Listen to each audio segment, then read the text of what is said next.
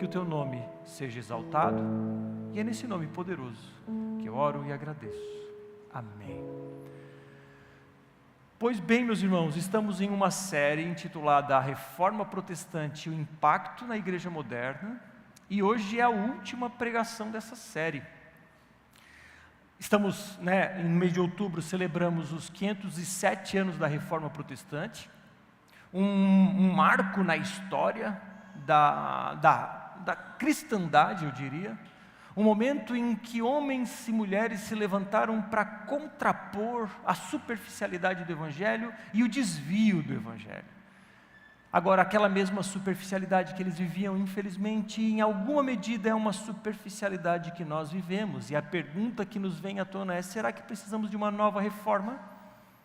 E por isso estamos nessa série, para firmarmos os nossos pés na rocha do Evangelho. Porque a missão dessa igreja, você se lembra, nós existimos para ajudar vocês a serem parecidos com Jesus. E para ser parecido com Jesus, precisamos do genuíno Evangelho. E temos uma visão para 2030, que queremos mais cristãos maduros e mais líderes inspiradores. E para que você seja um cristão maduro e um líder inspirador, você precisa estar firmado no Evangelho. Passamos pelas 5 solas: somente a fé, somente a Escritura, somente Cristo, somente a graça, e agora a gente fecha com a glória somente a Deus, que é o resultado das outras 4 solas. E para isso então falaremos com o seguinte tema que está na tela: as celebridades do mundo gospel estão roubando a glória de Deus. E a gente vai ver 4 versos, Romanos capítulo 11, versos 33 ao 36, mas antes disso, quero te convidar a alguma reflexão. Imagine que você vai a um espetáculo de uma apresentação de uma orquestra.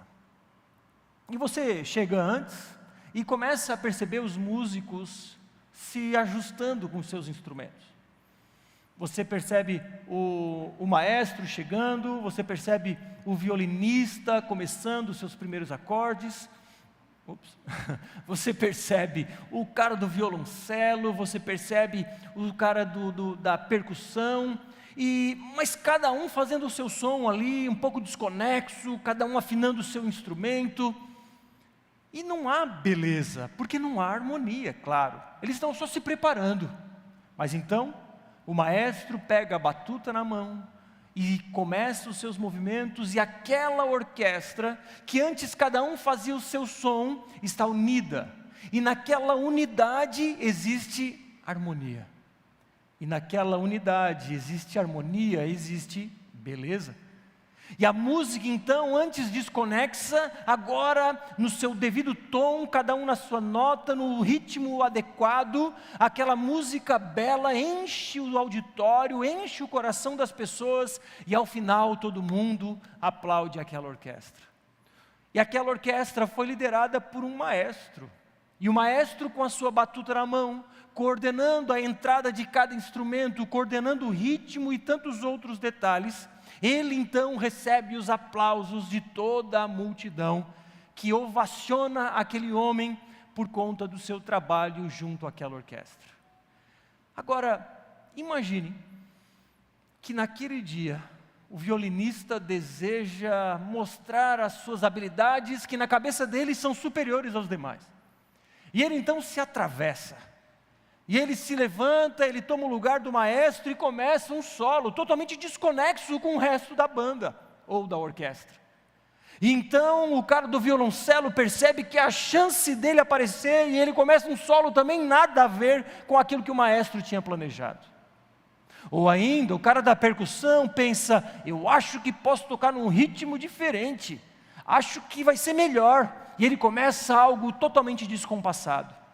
E aí, aquilo que era para ser belo, harmônico, vira um caos. Porque um músico ou o outro quer chamar mais a atenção para si. E o resultado, claro, é desastroso. Essa ilustração fala muito sobre a igreja. Essa orquestra é a igreja, ou seja, somos nós. O maestro não é o pastor, o maestro é Deus. E nós então compomos essa grande orquestra, nós somos os músicos. Agora, nessa orquestra, nessa apresentação chamada vida, quem coordena não somos nós, é o grande maestro Deus. Nessa orquestra, nessa apresentação chamada vida, cada um precisa tocar o seu instrumento no seu devido lugar, no seu devido tempo, no seu devido tom, segundo um maestro, porque do contrário perdemos a harmonia. E quando perdemos a harmonia, perdemos a beleza. E muitas vezes a igreja perde a harmonia porque um músico ou outro quer chamar mais atenção do que o maestro. E então, por conta disso, homens e mulheres têm roubado a glória de Deus. Essa desarmonia era evidente lá em 1517, quando padres e papas queriam roubar a glória de Deus e atrair a atenção para si. Então, homens como Lutero, João Calvino e outros denunciaram essa desarmonia.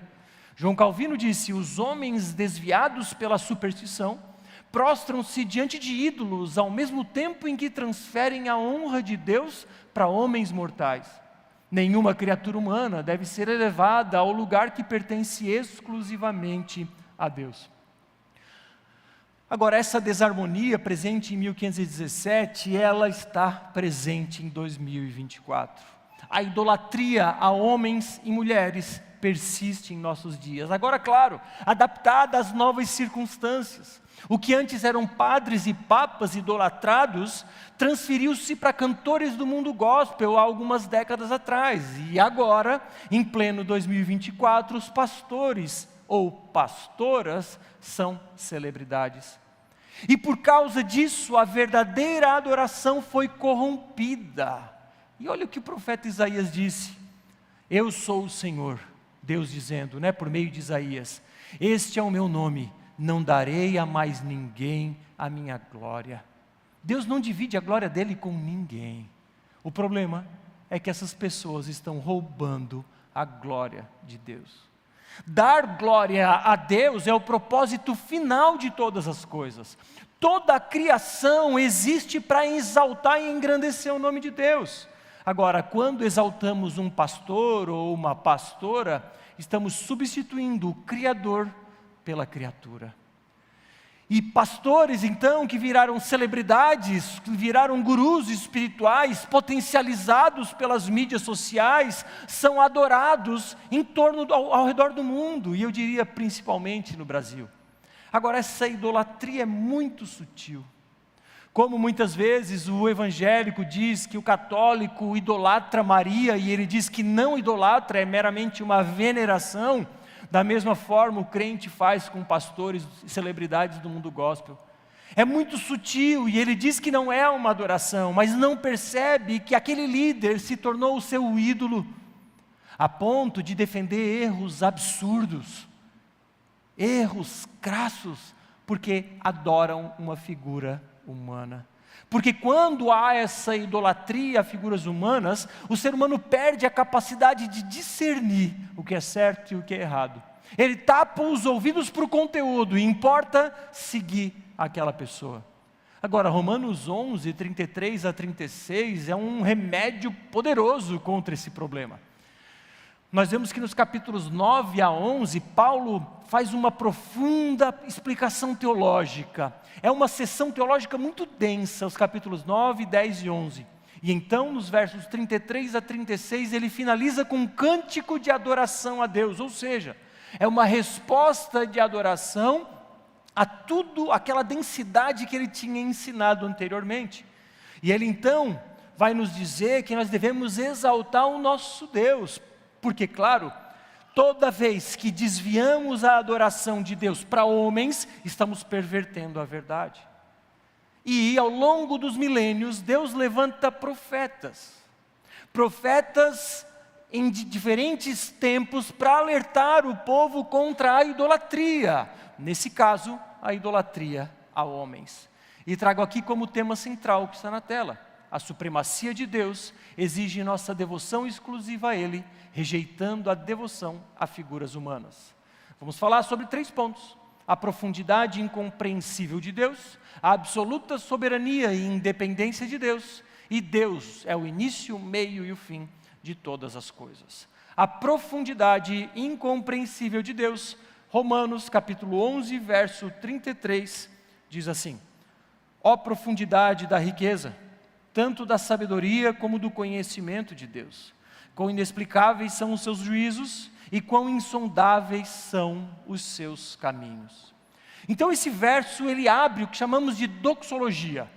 Abre essa expressão de louvor. Paulo vem falando de coisas teológicas profundas e agora ele adora a Deus. Ele coloca Deus no centro da adoração e começa dizendo: ó profundidade da riqueza. Que riqueza que Paulo está falando? Será que ele está falando sobre riqueza material? É claro que não.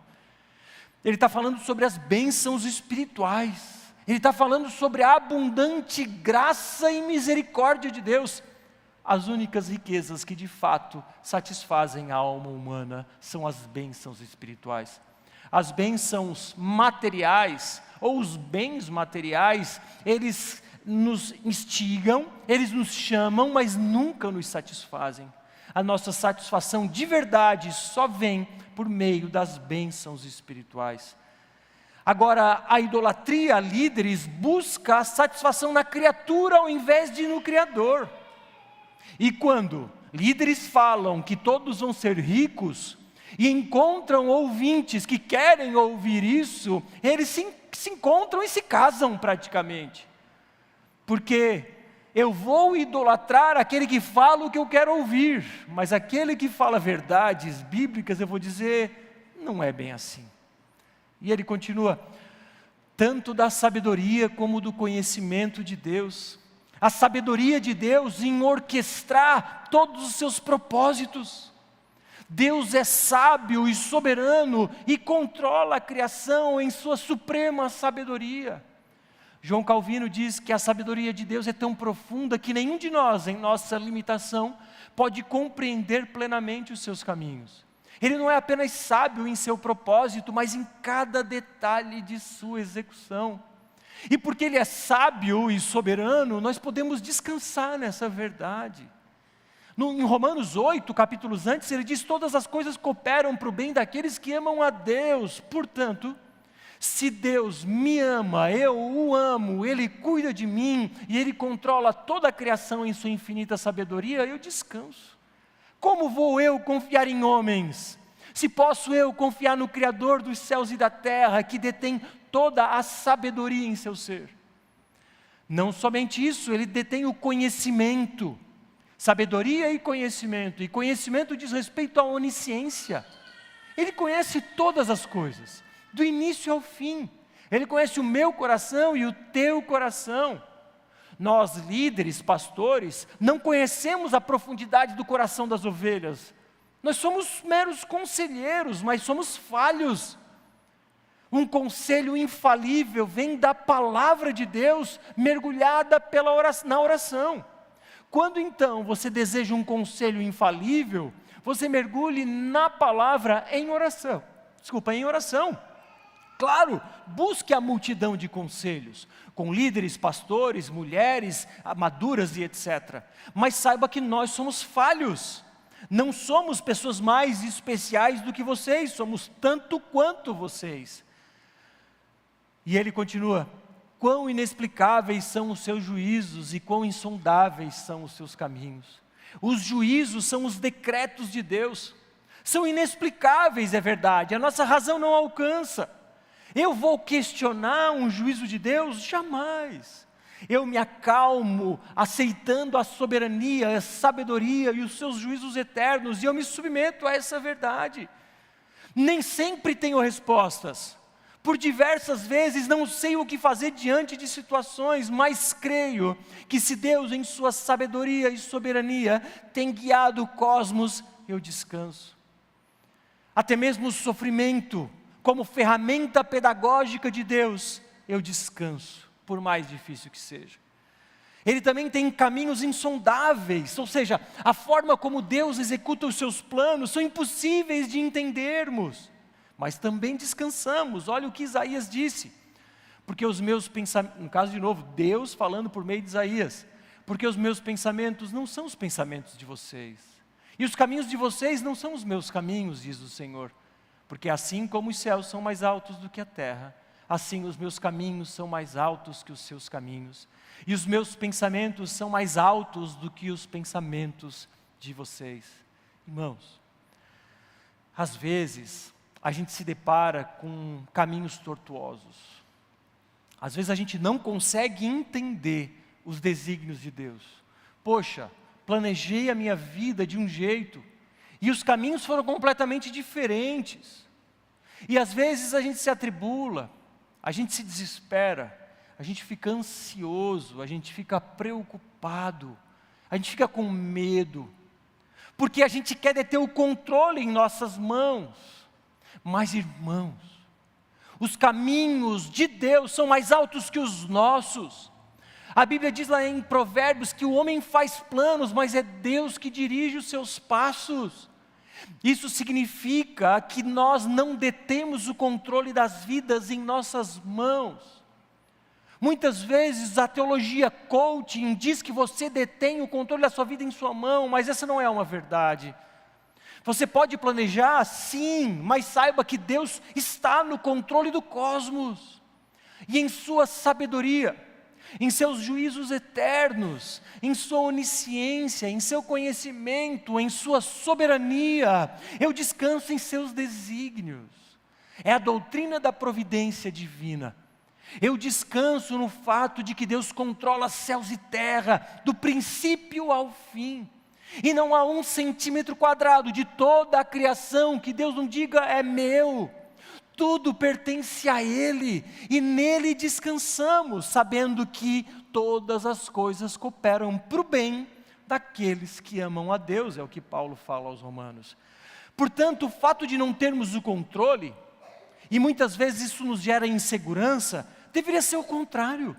Porque imagina se o mundo dependesse de você. Ou, imagine se a sua vida dependesse exclusivamente de você. Então, o fato de não termos o controle não deve gerar em nós insegurança, muito pelo contrário.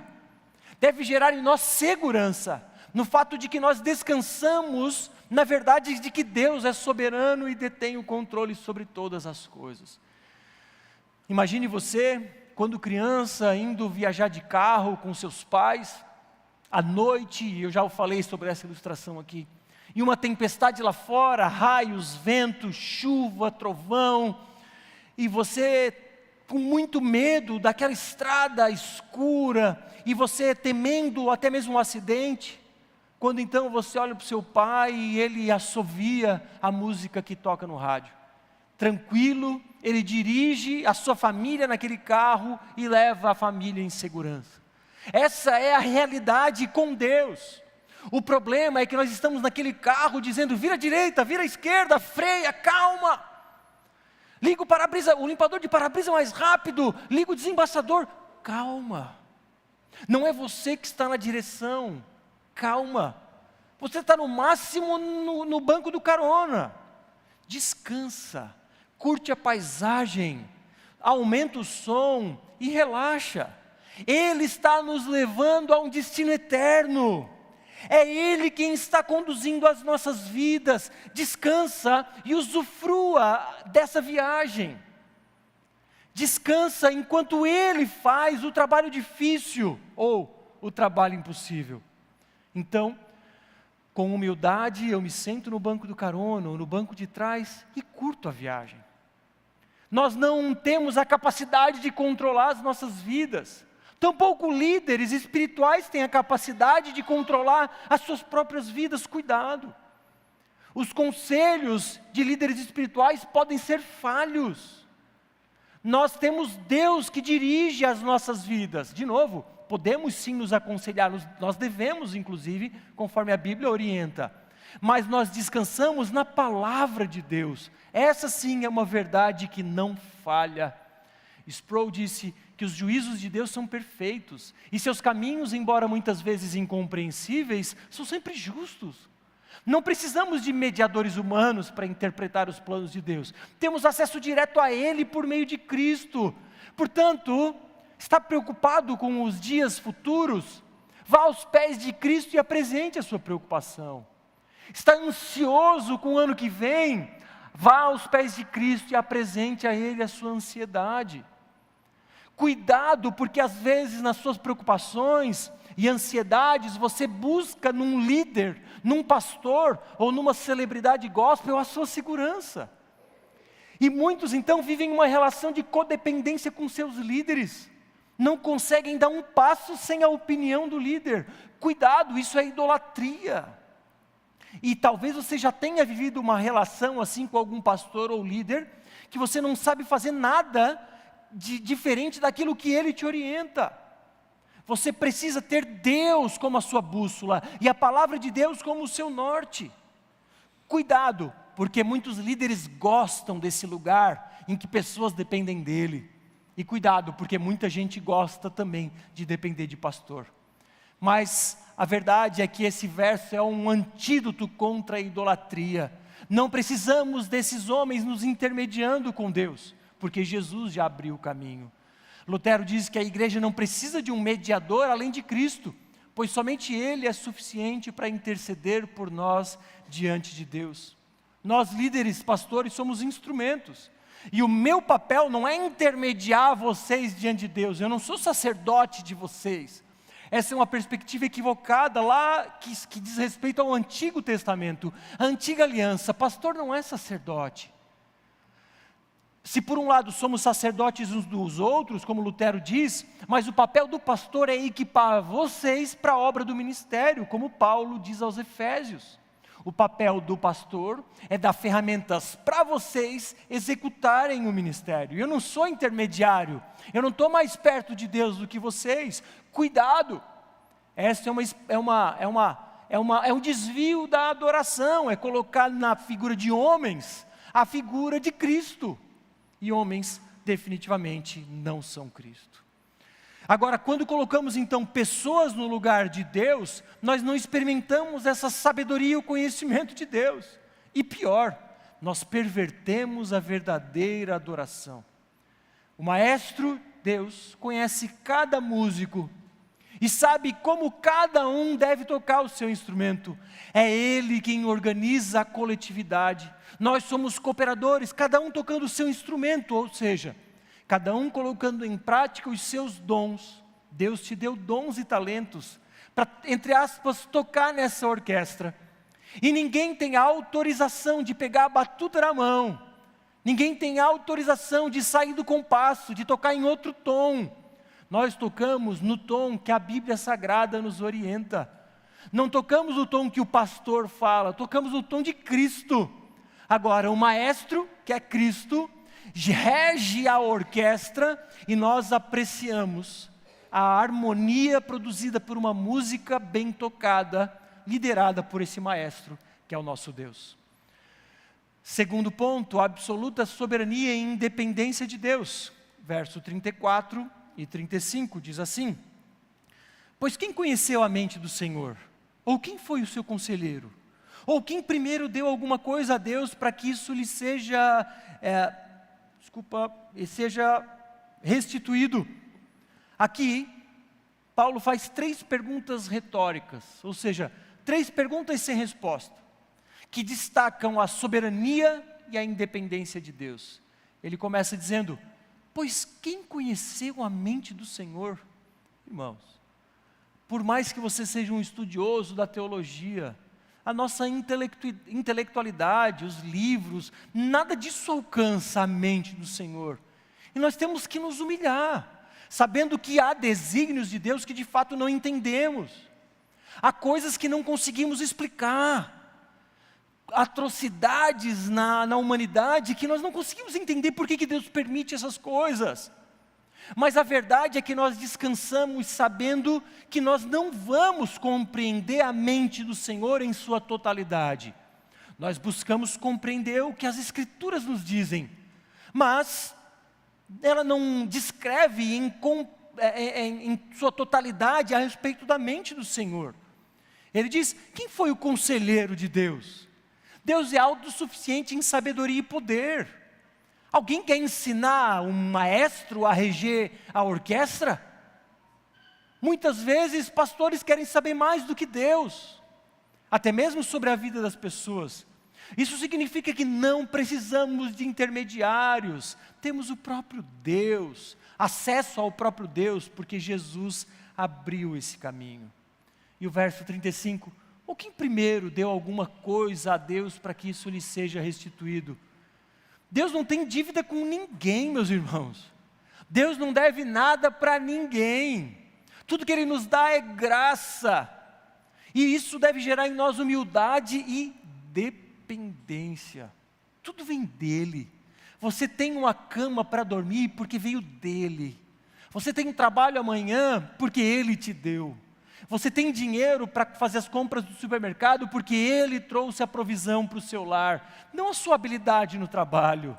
É Deus quem traz a provisão por meio da sua habilidade no trabalho. Então, em última instância, tudo que temos veio dEle.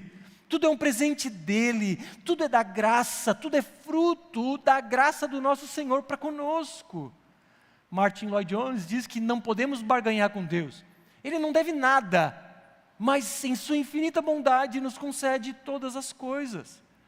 Então Ele nos ama e nos dá presentes, como as bênçãos eternas, mas também como as bênçãos terrenas. Como você tem correspondido a esse amor? Como você tem correspondido a tudo que Ele tem feito em seu favor? E por fim, ele finaliza com: Deus é o início, o meio e fim de todas as coisas. O verso 36 diz assim: porque dele e por meio dele e para ele são todas as coisas. A ele seja a glória para sempre. Amém. Aqui, meus irmãos, é o clímax desse cântico de adoração. Aqui é a expressão máxima, é o resumo de tudo aquilo que Paulo vinha falando. Aqui fala sobre a origem, propósito e destino final de todas as coisas. Ele começa dizendo o porquê dele. Ou seja, tudo vem dele, ele é a origem de tudo, ele é o criador de tudo, ele é a fonte de tudo. Paulo diz aos Colossenses: pois nele foram criadas todas as coisas, nos céus e sobre a terra, as visíveis e as invisíveis, sejam tronos, sejam soberanias, quer principados, quer potestades, tudo foi criado por meio dele e para ele. E cada vez que colocamos homens no lugar de Deus, estamos substituindo o Criador por criaturas. Isso é uma perversão do chamado à glória de Deus. E quando líderes se colocam nesse lugar, eles estão pervertendo aquilo que Deus tem para eles. Nós, líderes, somos meios para ajudar todo o nosso povo a dar glória a Deus. É para isso que a gente existe como ser humano, para dar glória a Deus e para aproveitarmos a vida em Deus. Ele também fala, porque dele e por meio dele. O autor de Hebreus diz que Deus sustenta todas as coisas com sua palavra poderosa. Ele então orquestra a criação em cada detalhe.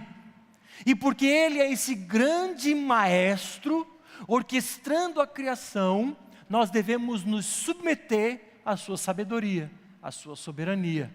Devemos depender daquele que provê todas as coisas e por isso descansamos nessa verdade. Semana que vem, irmãos, nós vamos começar uma minissérie de 2 pregações intitulada A Sociedade do Cansaço. Vamos falar sobre o fato de chegar ao final do ano e estarmos cansados, sobrecarregados, ansiosos, estressados. Agora, por que estamos tão cansados? Por que estamos tão ansiosos? Porque no fundo, irmãos, nós queremos pegar o controle das nossas vidas nas nossas mãos.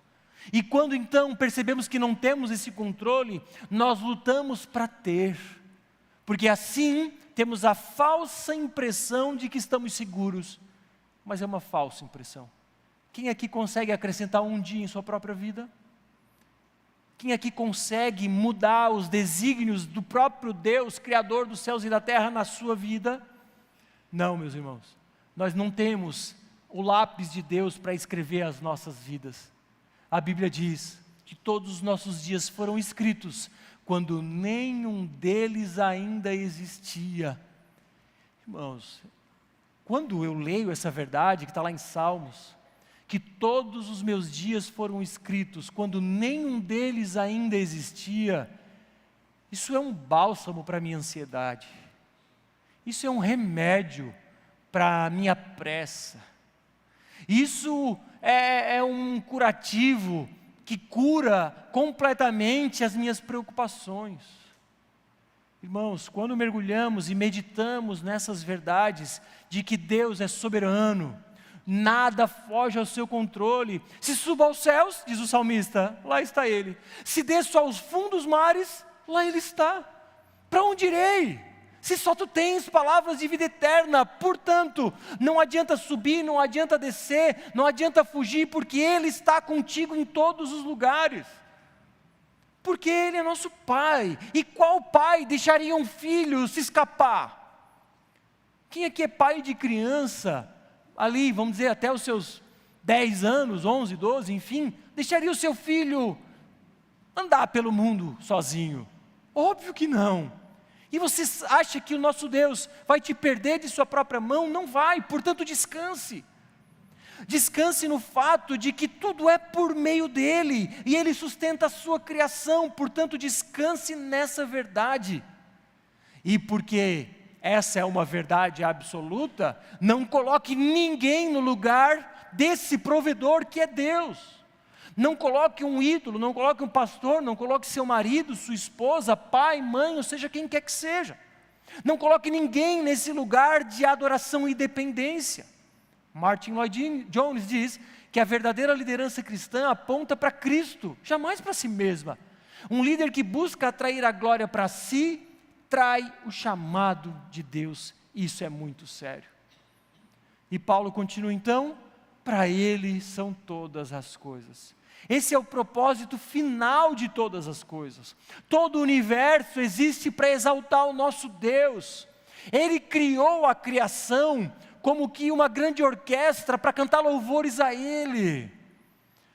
A criação manifesta a glória de Deus. Amanhã pela manhã, se você mora em algum lugar mais afastado do centro da cidade, você vai ouvir pássaros cantando.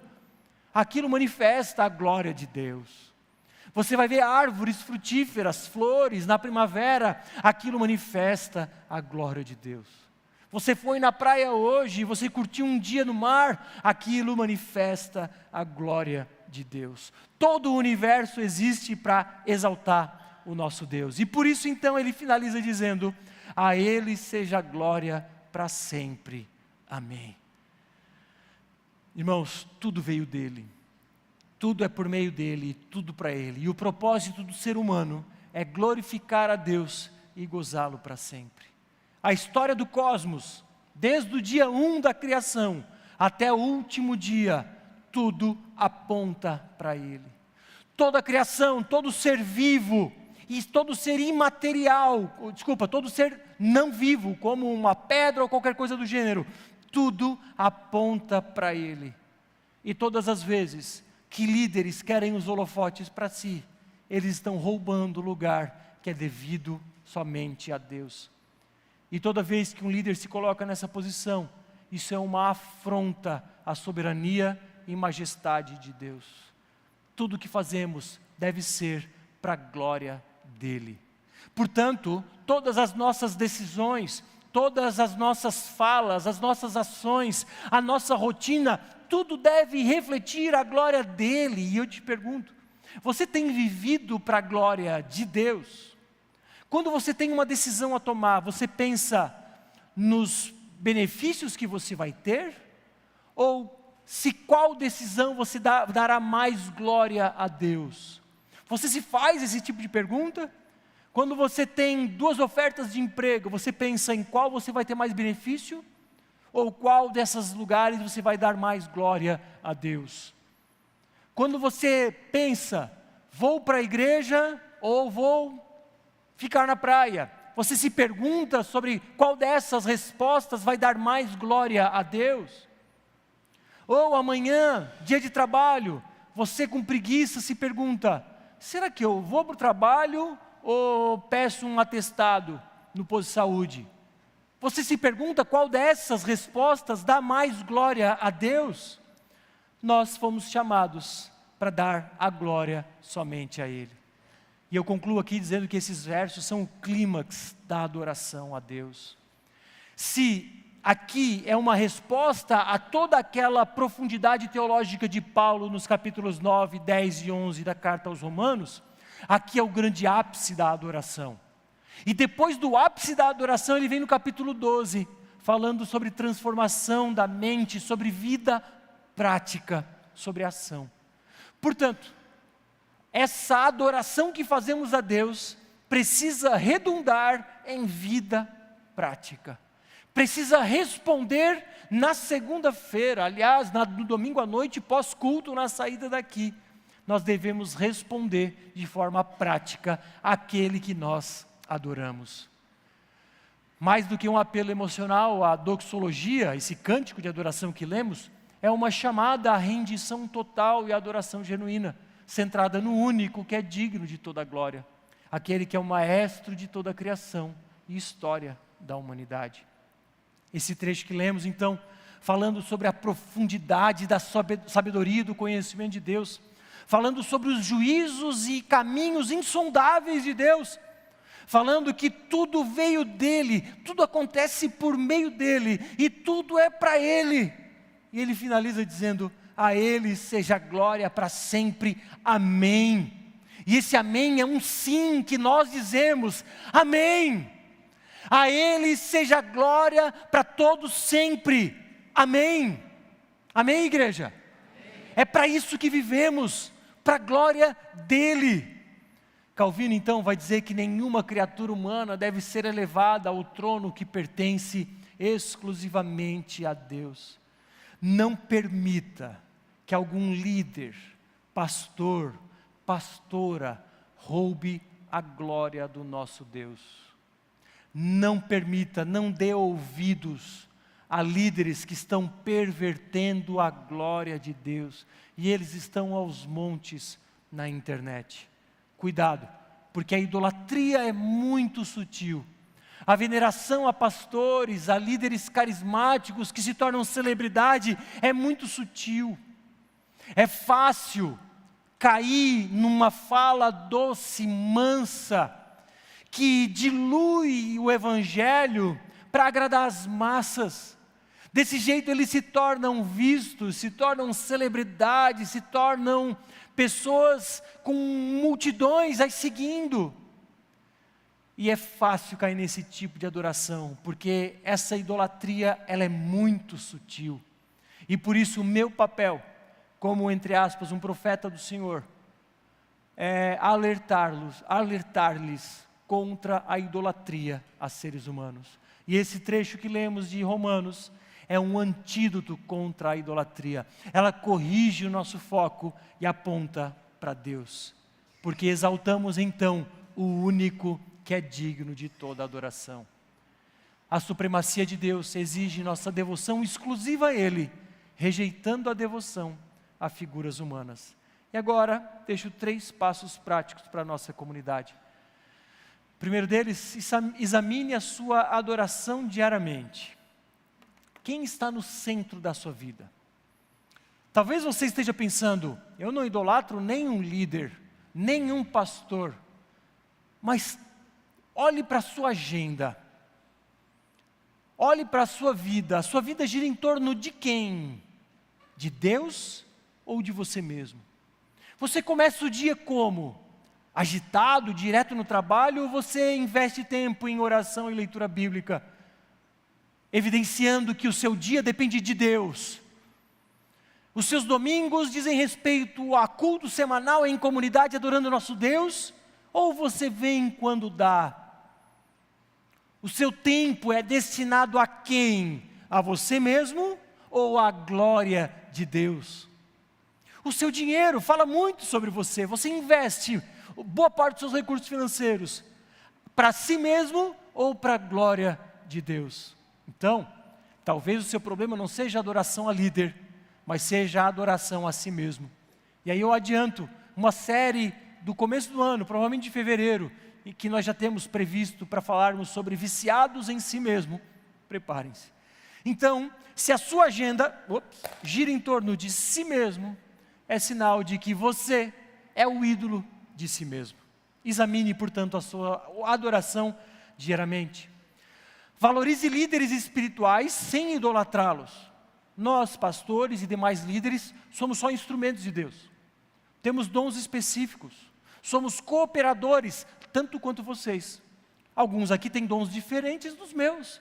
E a gente se complementa como um corpo, e cada parte do corpo fazendo o seu papel. Portanto, não deposite a sua fonte de fé em mim, nem em nenhum líder. A sua fonte de fé é Cristo, por meio de sua santa palavra. E por fim, tudo o que fizer, faça para a glória de Deus.